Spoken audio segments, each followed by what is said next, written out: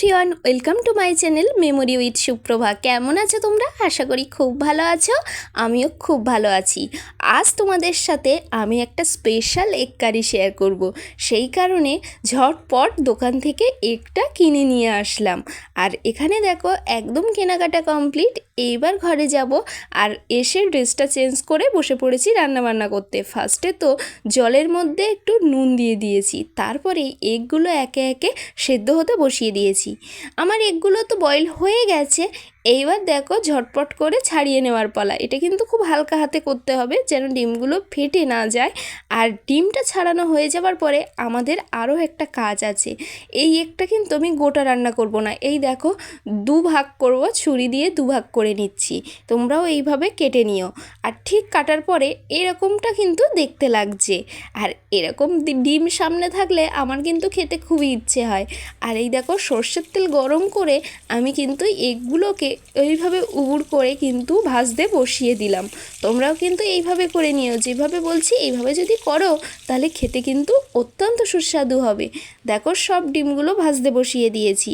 এবার আমাদের একটা কাজ বাকি আছে। এই রান্নার মূল ইনগ্রেডিয়েন্ট হলো পেঁয়াজ আর টমেটোকে এভাবে ঘষে নেওয়া। বেটে নেবে না কিন্তু, বেটে নিলে কিন্তু অতটাও ভালো লাগবে না। এরকম যদি একটু কষ্ট করে আমার মতো পেঁয়াজ কাটতে কাটতে চোখের জল বের করে ঘষতে পারো তাহলে কিন্তু খুব ভালো হবে। এখানে দেখো এগের বোথ সাইড কিন্তু ভালো করে লাল লাল করে ভেজে নিয়েছি। এবার কড়াইতে সর্ষের তেল দিয়ে গরম মশলার কাঠ, এলাচ দিয়ে দিয়েছি। এদিকে পেঁয়াজ বাটা, টমেটো বাটা আর দেখো ডিম ভেজে রাখা একদম আমার রেডি। এবার কিন্তু একে একে রান্নাটা করে নেওয়ার পালা। চলো শুরু করি। এবার ওর মধ্যে ডাইরেক্ট পেঁয়াজটা ছেড়ে দিলাম, গরম মশলার কাঠ দিয়েছিলাম, এলাচ দিয়েছিলাম, ওই তেলের মধ্যেই কিন্তু এই যে ঘষে রাখা পেঁয়াজটাই কিন্তু ছেড়ে দেবো। দিয়ে খুব সুন্দর করে নাড়াতে চাড়াতে থাকতে হবে। আর একটা সময় নাড়তে নাড়তে দেখবে একটু তেল ছাড়বে, সেই সময় কিন্তু ওর মধ্যে টমেটো পেস্টটা দিয়ে দিতে হবে। এই টমেটো পেস্ট যেটা বলছি এটাও কিন্তু আমি ঘষে নিয়েছি, তো এটাও দিয়ে দেবে। আর এটার একটা ট্রিক্স কী বলো তো, এই টমেটো পেঁয়াজ যদি ঘষে দেওয়া যায় না, তেল ছাড়ে খুব তাড়াতাড়ি রান্নায়। সেই কারণেই কিন্তু আমি এইভাবে ইউজ করে থাকি। আর দেখো এটা যখন এরকম তেল ছাড়তে শুরু করেছে, একটু সামান্য নুন আর সামান্য হলুদ দিয়ে দিয়েছি। দিয়ে খুব ভালো করে কিন্তু কষাতে হবে। কষাতে কষাতে দেখবে তেলটা ছেড়ে দেবে। আর এই মতো পর্যায়ে এবার একটা লিকুইড তোমাদের বানিয়ে নিতে হবে। সেটা সমস্ত গুঁড়ো মশলা, জিরে গুঁড়ো, ধনে গুঁড়ো, তারপরে তুমি একটু চিনি দিয়েছি, একটু নুন, হলুদ আর লঙ্কার গুঁড়ো দিয়ে আর একটু সর্ষের তেল দিয়ে এরকম বাটিতে একটা পেস্ট রেডি করবে জল দিয়ে। তো ভালো করে এটাকে ঘুলিয়ে নিয়েছি, নিয়ে কিন্তু এই দেখো এবার কড়াইতে লেগে যাচ্ছে, এরকম সময় কিন্তু এইটা আমি লিকুইডটা দিয়ে দিলাম।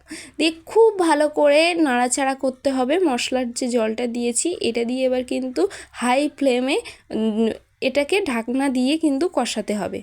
কষাতে কষাতে দেখো এরকম একটা পর্যায়ে এবার আরও একটু কষিয়ে নিলাম। এবার একদম তেল ছেড়ে দিয়েছে। আর হ্যাঁ, এখানে কিন্তু আদা রসুনের পেস্ট আমি ইউজ করব না, একদম পুরো আদা রসুন ছাড়াই কিন্তু রান্নাটা হবে, কিন্তু অত্যন্ত সুন্দর খেতে হবে। জল দিয়ে দেওয়ার পরে দেখো জলটা ফুটতে শুরু করেছে। এবার কিন্তু আমি সমস্ত এগগুলো আস্তে আস্তে দিয়ে নেব।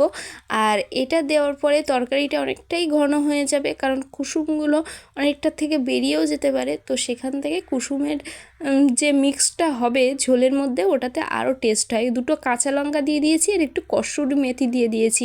এটা কিন্তু তোমরা অবশ্যই দেবে, কসুরি মেথিটা দিলে এত ভালো টেস্ট হবে তোমরা ধারণাই করতে পারবে না। একটু গরম মশলার গুঁড়ো দিয়ে নিলাম, নিয়ে খুব হালকা হাতে কিন্তু নাড়াতে হবে।